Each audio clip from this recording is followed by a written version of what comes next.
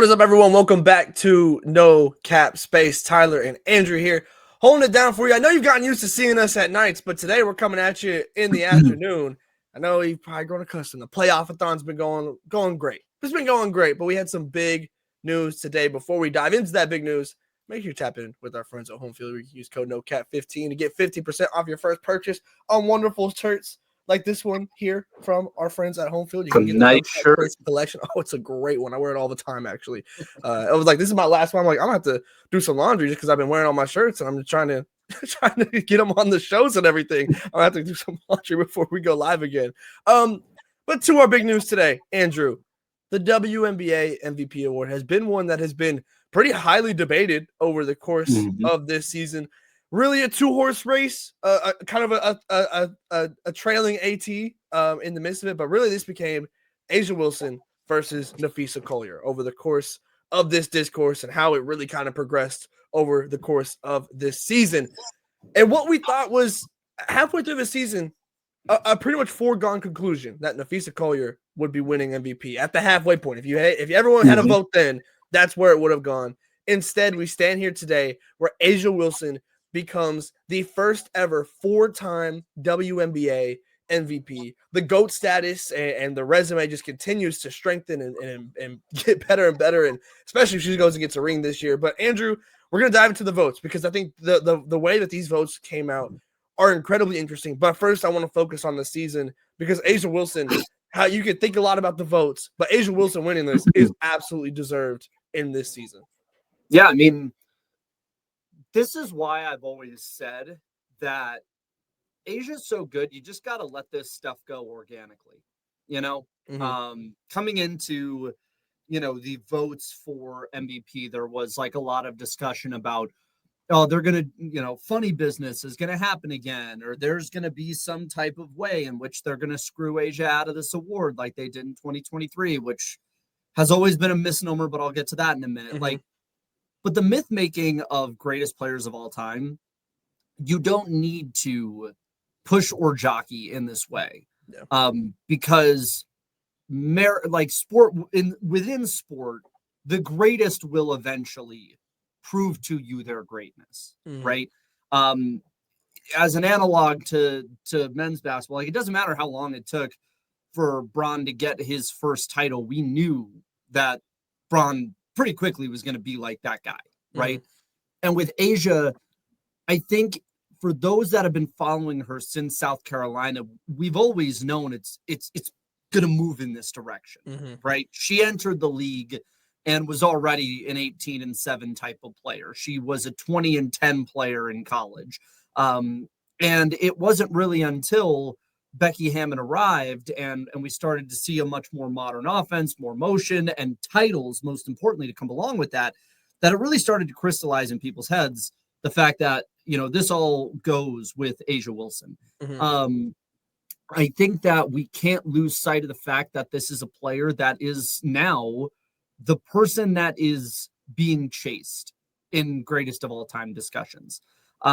This year, coming into this year, she was in that tier with Cheryl Swoops and Lauren Jackson and Lisa Leslie, those 3-time MVPs that had kind of come up in the past, even a Breanna Stewart type, right? And I think there is no discussion, there is no debate who the best player in the league is.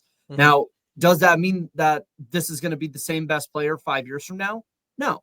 There's great players coming up, Caitlin and Paige and Angel and Juju and all of these other players that are on the way up, still in college and could be drafted, right?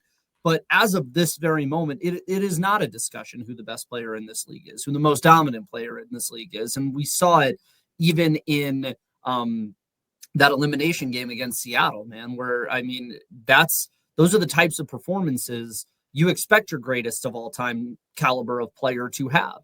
And with the teams back against the wall, 14-14 at the start of August, and really a potential end to what was considered a dynasty for a couple of years, right? I mean, we were kind of pronouncing this Aces team and franchise a little DOA, dead on arrival, and out of nowhere comes one of the singular greatest month plus sustained runs we've seen from a team and from an individual player in this league's history. And that comes off the back of the greatest statistical outlier season that a player has ever had in this league. When you do that back to back in this way, and you're still one of the teams that we think is, a favorite to lift the trophy when all is said and done at the end of the year, I think there can be no debate about who you are and what type of status you hold as the best player in the WNBA. And I think it is very clear and very obvious A'ja Wilson is the best player in the WNBA right now. There is no award that's more well-deserved. But I think that I understand fans are going to be fans, and fans have no reason to be rational. Like, that's kind of part of the game. But I think that I hope that this award for A'ja puts to rest some of the more institutional discussion about her being overlooked or her being disrespected. This is 4 MVPs in the last 5 years now. Like, you have what you have wanted.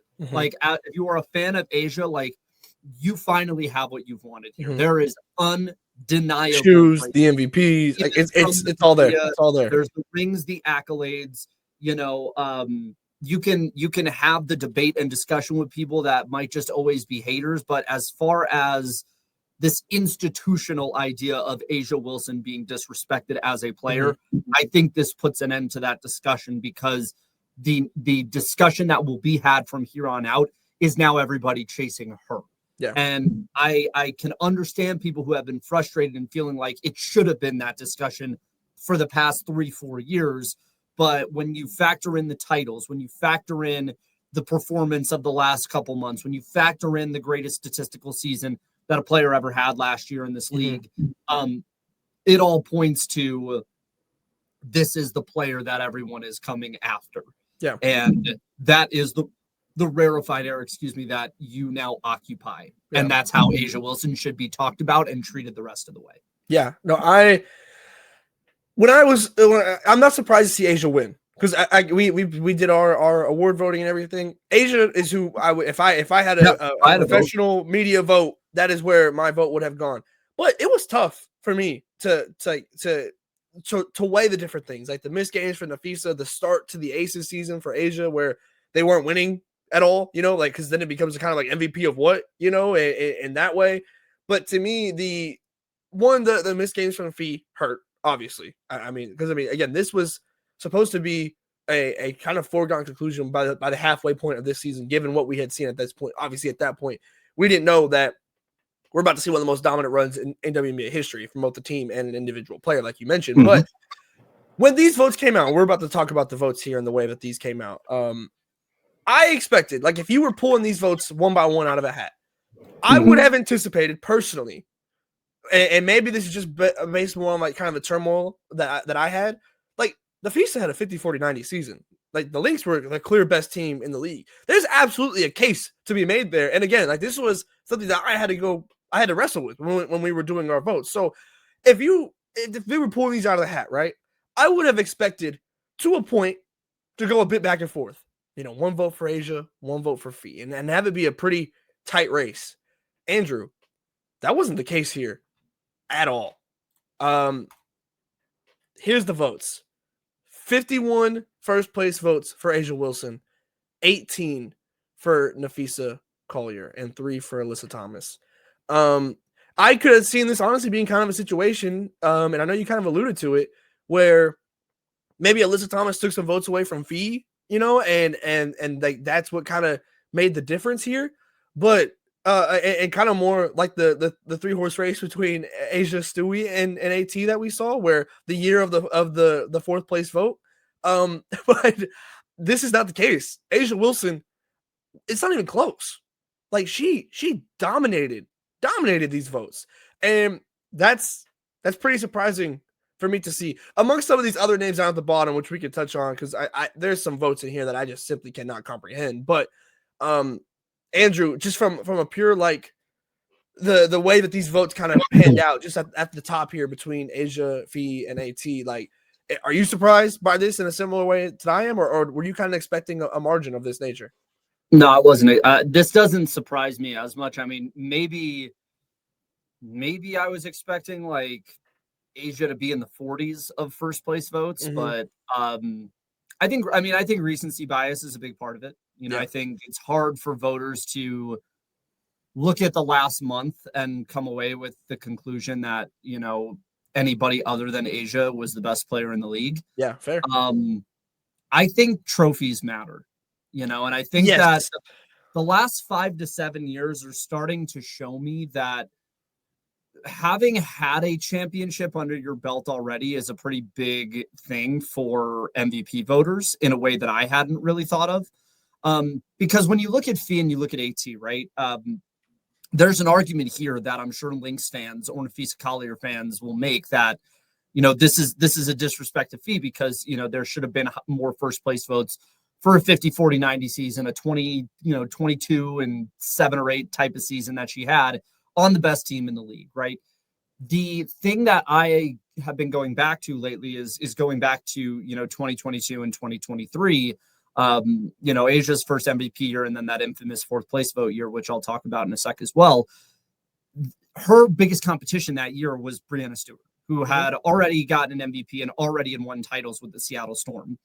And for some reason, it feels to me like winning a championship is that extra little margin of error bump that can put you over the top in a battle of equals here. I feel like Stewie used to get that bump over Asia, and now it feels like Asia's getting that bump over Fee and AT.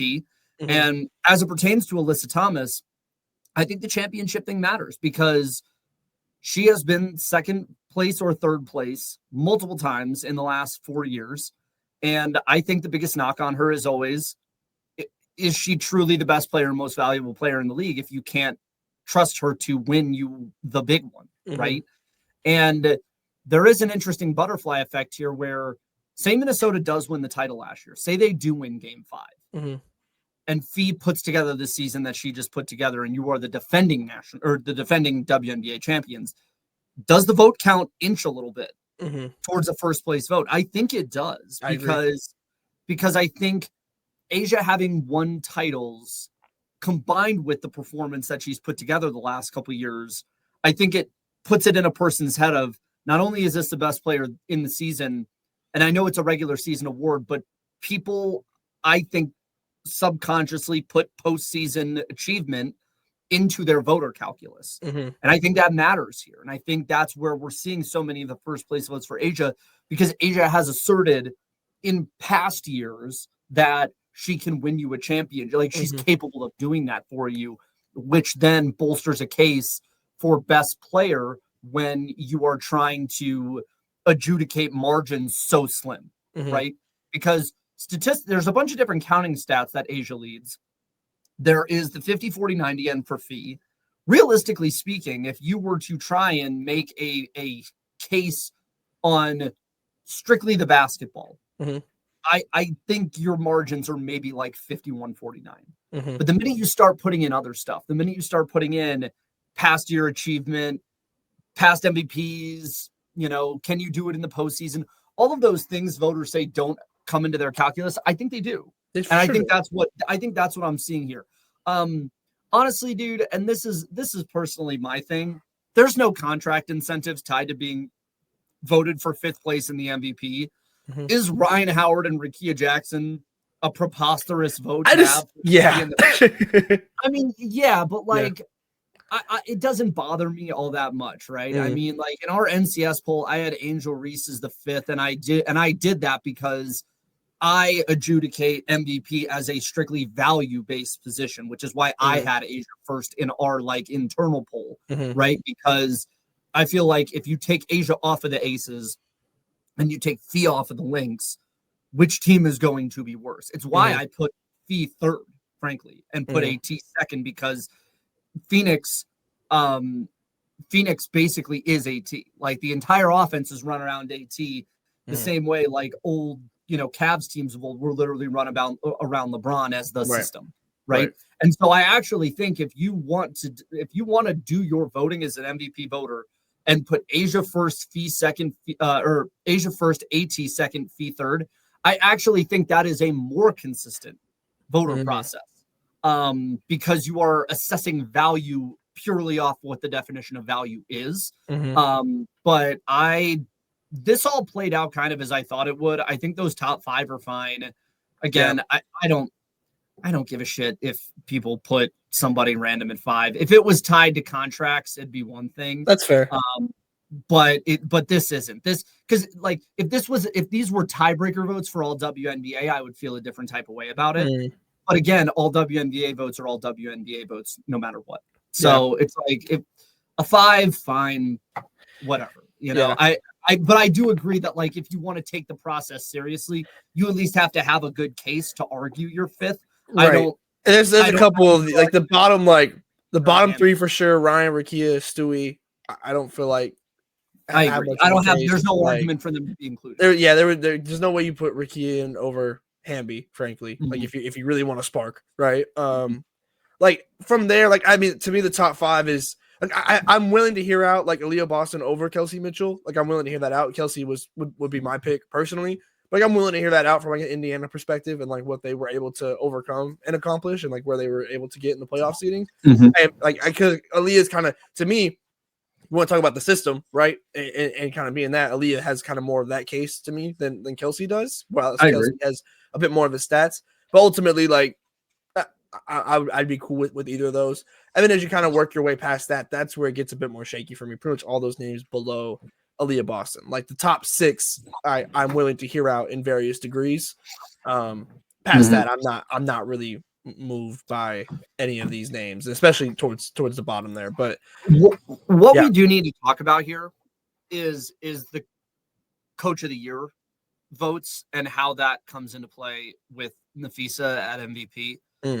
Because if the argument is, and this was how I voted in our internal poll, is like, if the argument is that the Minnesota Lynx are so good across the board that it devalues Fee, then I think if that is going to be the basis on which you vote, you probably should have had Heidemann, Natisha Heidemann, as your 6th woman of the year. You probably should have had Cheryl Reeve as your coach of the year. And you probably should have had Alana Smith as your the Lynx going home almost empty-handed here is not, and potentially with only one all WNBA first teamer too. Yeah, like that's not how I expected this to go. It's a little, to be honest, and this is the funny thing is like, I do think a lot of college rivalry kind of plays into this a bit, like especially in the discourse of awards. Oh, for sure. Like that South Carolina UConn thing like still exists up here. But the irony of that is that the argument that has been used at the college level to devalue South Carolina and value a singular star like a Juju or a Caitlin Clark in college is actually happening on the inverse here, where Las Vegas centers Asia Wilson and her greatness in a way that I don't think Minnesota does with Fee as much, because you have a deeper team. You have a more Team USA oriented system that Cheryl Reeve likes to coach. It is very Dawn Staley, South Carolina coded. Like the sum is more important than the individual, but the individuals themselves are unbelievable basketball players, right? And so because the team success is so massive, you end up in situations like what South Carolina has at the college level, where you are having trouble getting, multiple first team All-Americans unless your team is literally 40-0, right?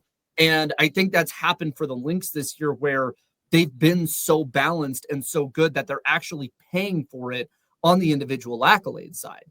And to me, I feel like it has to be a binary. Like this is one of those places where I don't think there is a ton of nuance to be found with respect to how voters behave here. Is if your argument is against Fee for MVP, your argument probably should be that each of those players, Alana Smith, Cheryl Reeve as a coach, Natisha Heidemann, and 6th woman, like they should be your first or second place vote across the board on all of those other categories. Right. Because you need to make the argument that she is not valuable on the basis that you have other players here. Like if Courtney Williams doesn't end up on a single all WNBA list, if Alana Smith doesn't end up on a single all WNBA list, like I think you are entering the territory where it's like, okay, how are we managing and assessing Fee's value properly, right? Because for Alyssa Thomas or Asia, if they're the only all WNBA player on their roster, that's the value selected this year, then that makes the value argument for you. Yeah. Whereas I think you can't necessarily say that, Fee wasn't good enough to be MVP, but also all these other players that we say devalue her weren't good enough to be award players in their own right, right? So I do think that component of it is really interesting to watch. But I think more than anything else, it's pretty clear that you have we are in the middle of watching the greatest player in women's basketball history right now. And we can't lose sight of the fact that there is a allegiance to individual players in this league from a fandom perspective, a lot more than I think you see in male sports. We see it a lot in the NBA, but I think it's even more so here where fans across the country have had to gravitate towards individual players because you've only had 8 to 12 to 13 teams nationwide for the entirety of this league's existence. So the ability for you to wrap your hands around a pro team in your region is harder and harder. So you end up gravitating out toward the players, right? And the thing we need to be careful about going forward is how we allow and how we frame these discussions about player versus player, and how we are doing this with regard to legacy, to subjectivity, and to just like watching the basketball. Yeah. Because now we're going to end up in a place where, Asia is the player to beat and the player to chase here. Caitlin is, God willing, going to come back fully healthy next year and assert herself as one of the top 3 players in the league next year. I want to make sure that the narratives around disrespect and chicanery and all this other stuff that goes into this awards voting, I want us to try our best after this has happened to try and end that. I don't want next year to be about conspiracies, and I said this, and this is kind of my last thought on this, is like, I personally did not like Dawn Staley going out and inferring from the jump that there was going to be funny business if Asia didn't sweep the awards, right? And to me, normal fans can say that shit. We can say some of that because we're not voters, right? But even still, I think we have a responsibility as media to not inflame the tensions to create this, like, call into question the process anytime it doesn't go the way we think it should go. And I think for Dawn, as well-intentioned as Dawn is one of the 2 most important figures in women's basketball right now, especially at the college level with Gino Auriemma. And we don't like it when Gino does this shit. We think it's petty and small when Arike Ogunbowale decides to go to Notre Dame over UConn and Gino says some bullshit on Twitter, like subtweeting Arike like he did, 6 years ago, right? We have, people took issue with the statue comment that Gino made. Like, I personally, like, some people like it. Some people love the pettiness. Some people like if we go low, let's take it to hell. I think that stuff has its place in certain respects. But I also think when it comes to the broader discussions about like the sports and the process, right? I think that unless it's something truly egregious, like what we're seeing with the Steve Ballmer and Clippers thing right now, I think if you are a person of influence within the game, you do have some degree of a responsibility to at least maintain the understanding for everyone that this stuff is decided on basketball terms. And everyone goes back to that 4th place vote and says, that was evidence of a conspiracy against Asia Wilson. The math has been done over and over. That was one rogue voter being a fucking hater of Asia Wilson. And that is a fair thing to say. But that 1 4th place vote did not cost her MVP that year. Alyssa Thomas split the votes. Alyssa came in second. She took 1st place votes away from Asia. If you were to take that 4th place vote and flip it to a 1st, it brings Asia over the top of AT, but it does not take Asia over the top of Stewie. So that 1 vote did not cost her the race. The AT votes cost her the race. And so now when we look back at it 2-3 years down the road, where it is very clear that the media has changed their tune on Asia to the point where they feel it's clear that she is the best player in the world, as evidenced by these 1st place votes. I think everybody has a responsibility for those that work in media and coaches. Fans, you can do whatever the hell you want. You're fans. That is your prerogative to do. But I think we need to go into next year not doing conspiracy talk. Mm-hmm. And, because if Caitlin comes back next year and this is like a 21-7-7 season versus another 29-10 season for Asia, I do not want to hear this crap about, if Asia wins, it's because, W Media, SC Mafia, or if Caitlin wins, it's because white America's won again. I don't want to do that next season. And I think all the stakeholders in positions of prominence have an obligation to really allow these things to form organically from the basketball side of things, because it makes the wins for those people that much sweeter and allows the legacies to be crafted in a much more organic way.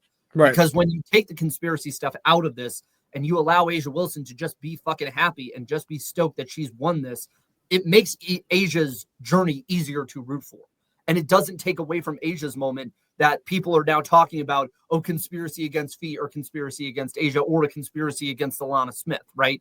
I think we need to give people the freedom to win, like the athletes, to win these things and feel cool about winning these things. There does not always have to be the next grievance to find to grift off of as a media member, to push that forward so you can sell more clicks. Like that, or I guess video views and watch time now. But that's I guess the thing that I want us to take away from it is like, this was a great basketball race this year. Yeah. It was a lot of fun. We didn't need to have all of the other discussions, all the macro discussions about Fee and Asia and colorism and who gets favoritism and UConn and South Carolina. We didn't need any of that. What we had this year were two amazing players having two historically great seasons, and that's what we can vote on this stuff for. And that's what I think the media has proven this year, at least the voters have from the MVP side. They responded in a way that feels a little bit more professionalized. I think it's all up to us to follow that lead a little bit more and treat, if it's a 1 versus 2, treat it as a 1 versus 2 in basketball. Yeah. And that's the way that this stuff gets bigger and more fun in the process, because we don't need to take the lessons of the NBA and how the coverage ecosystem works over there and bring it over here, because there's a lot of shit that, although the NBA is successful, there's a lot of things they do wrong. And I think that we have a chance here in the W where there is still a bit of a media hole, and people like us are trying to fill it and people elsewhere are trying to fill it, to take the good of how men's sports media handles their stuff and bring that over without as much of the bad and build a new way forward where this shit can be fun in the way that it used to be fun. Yeah. Well, we'll see. I'm sure healthy discourse is the only thing that's on the way, Andrew. Come on now. You already know. But that'll do it for us on the MVP talk. But this is not going to be the last time you're hearing from us today, because we will be live. The playoff-a-thon continues. We will be live after today's games. Once the buzzer, that second game sounds, you need to be here on the YouTube. And if you're watching this a little bit later, later on in the week, whenever there's playoff games, we're live after that one too. Whenever you're thinking about watching the playoffs, you're going to want to come and watch and get our thoughts after the game here on No Cap Space WBB on YouTube. Make sure you like and subscribe and share and all that on this video. Let us know, your thoughts on the comments. Let us know, are you happy with the way that this MVP race was handled in the votes? Let us know down below. We're interested in your thoughts as always. And of course, our friends at Home Field, use code NOCAP15 and get 15% off your first purchase. All the links down below in the description. And until about 5 hours or so, 6 hours from when we're recording this, whenever that last game ends, we'll see you then.